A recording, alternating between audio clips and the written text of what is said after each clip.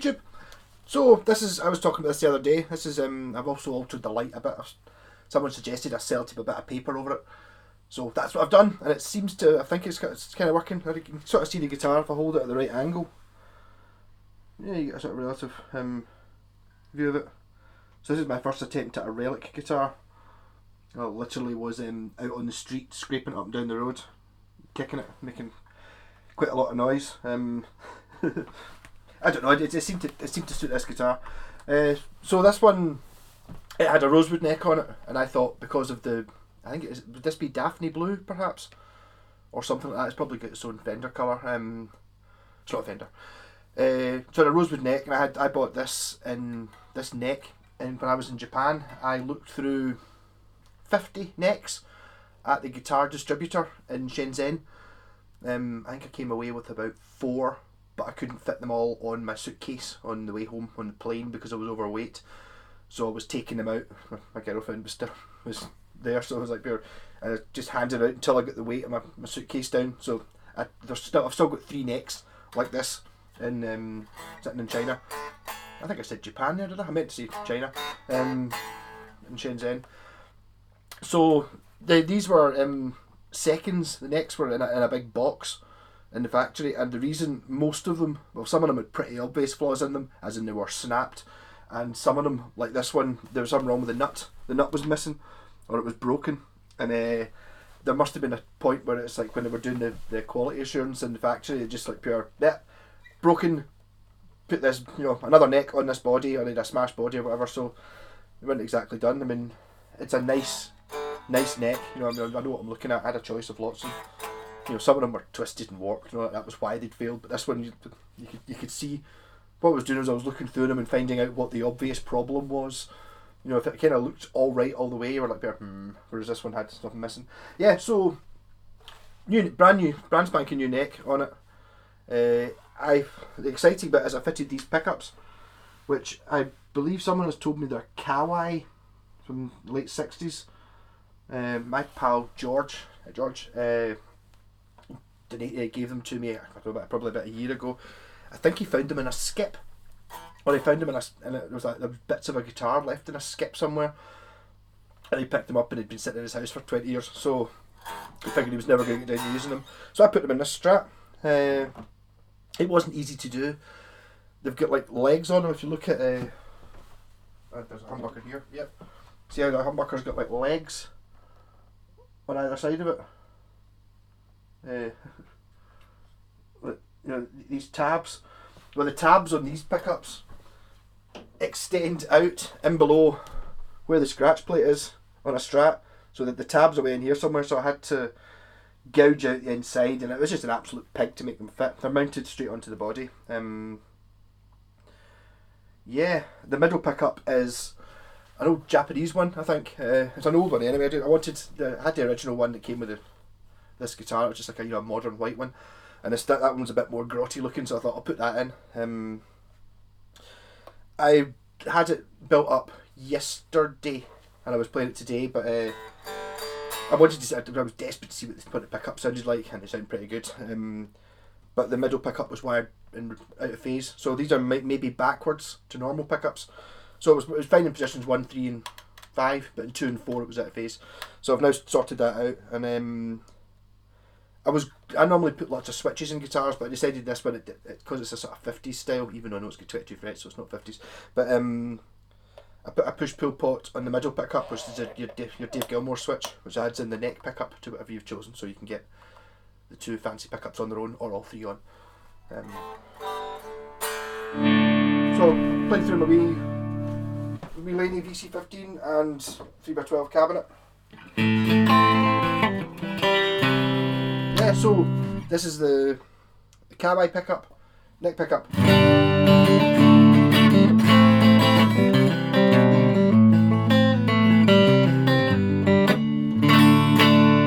It's a bridge one.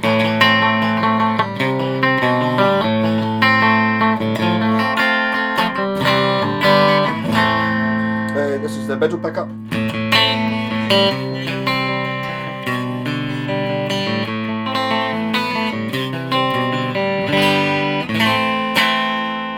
This is a middle pickup and the neck.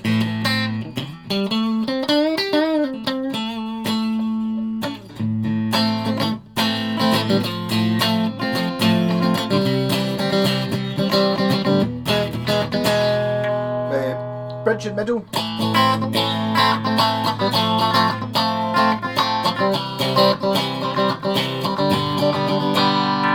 This will be the two kawais.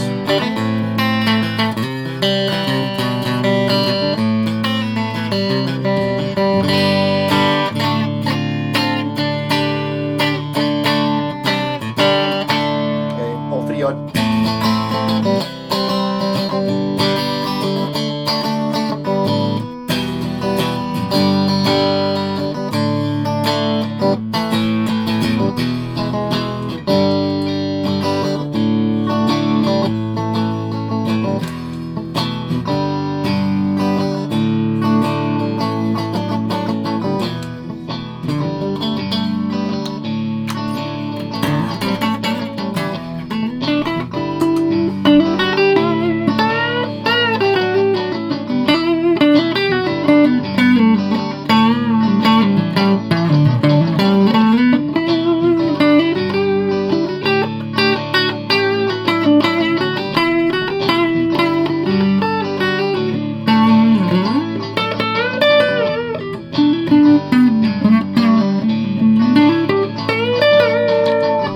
Bridge.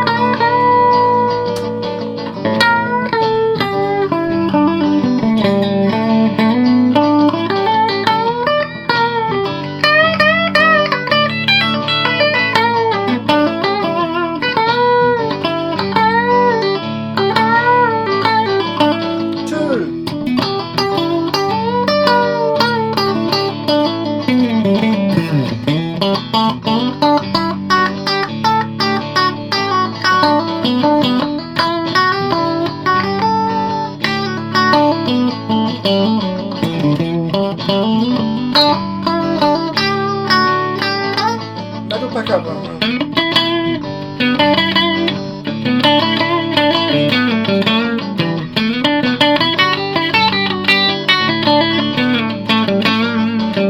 4.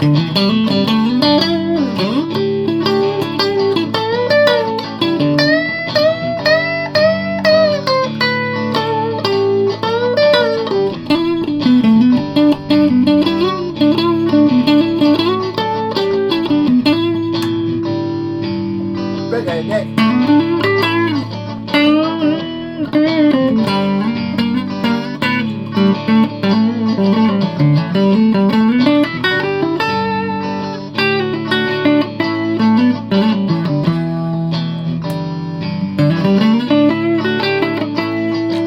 Let's take 2.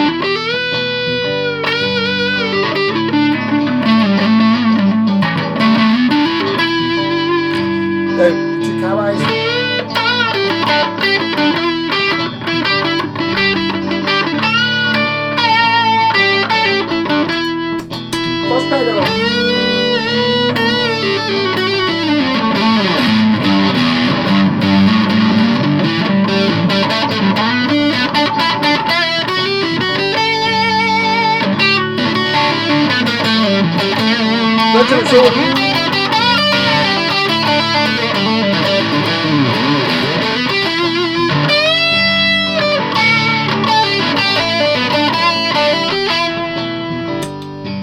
I'm going to do that backing track with some distortion on because make it a bit more rocking, I think. Set myself up a nice sound to get some distortion on.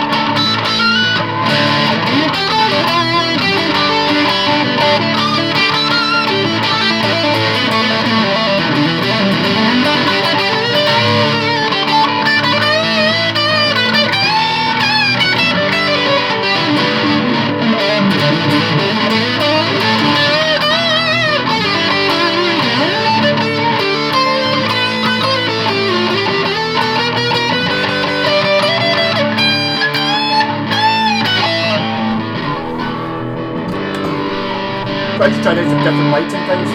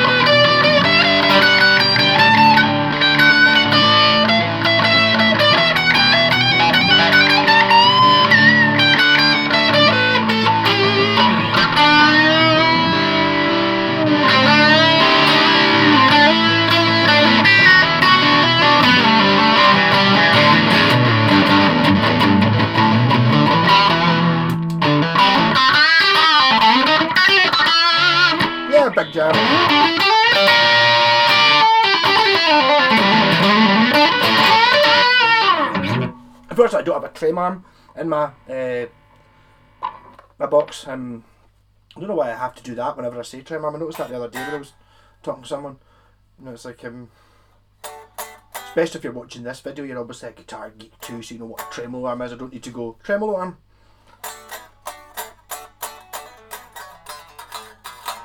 Yeah, so I've just kind of started setting this up. It's just getting used to being a guitar, because obviously this is the neck has, because it's new, has never been a guitar before, so I reckon over the next couple of days it'll start vibrating and stuff, and it will get used to being a guitar rather than just being a piece of wood.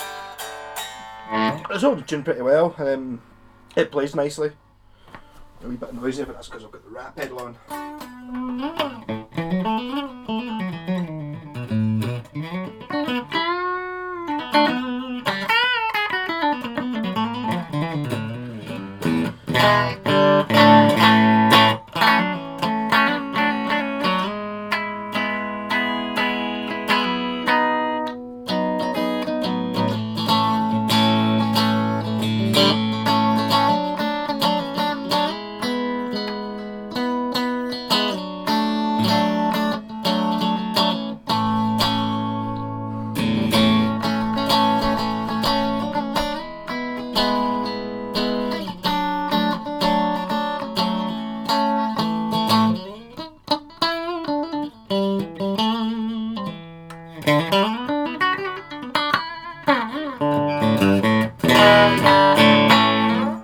Yeah, so thanks to everyone in the original Japanese guitar fan club who I messaged. Once I put these pickups in, I suddenly thought, oh, hold on, I wonder if these are worth hundreds of pounds, you know, because they could be like pure amazing ones. I didn't think they were. I'm pretty sure George said he found the guitar he found them in, and the skip was just a cheap, crappy one. But they're quite good. I don't know how did you tell a cheap, crappy one? Obviously, this thing must have been smashed up. He kept that, and I think I got the pots with it as well, but they were just they were goosed.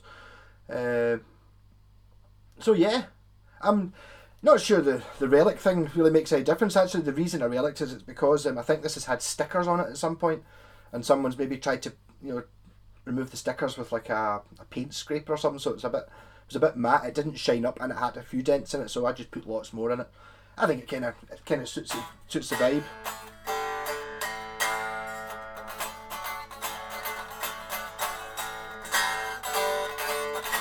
So I don't actually have a Strat. I've got a plastic one, a Tokai plastic one, but I don't have an actual Strat. That was kind of why I wanted to. I'd avoided putting any switches in it, so I didn't end up with one switch. I think I can just ignore the Dave Gilmour switch on the middle tone pot, and then it's just a Strat. Notice it was quite a good. The tone control seems to work really well on the neck pickup. It's a really bright pickup for a neck.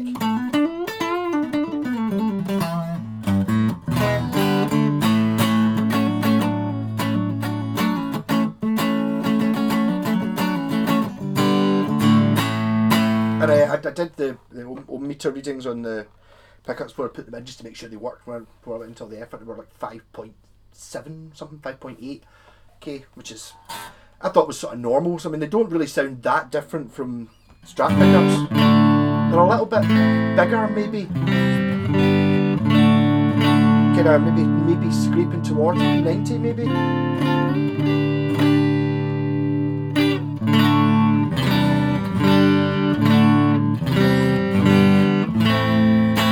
It's quite nice having pickups that were kind of, because they're from the 60s, you know, this is pre-heavy metal.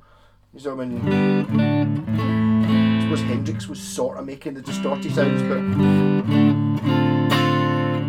depends how late on in the 60s they were, you know what I mean? When pickups, this is how you're meant to play it, you know?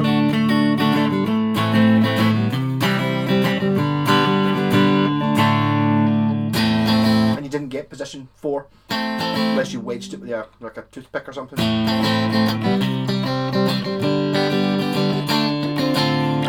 First pickup, really bright.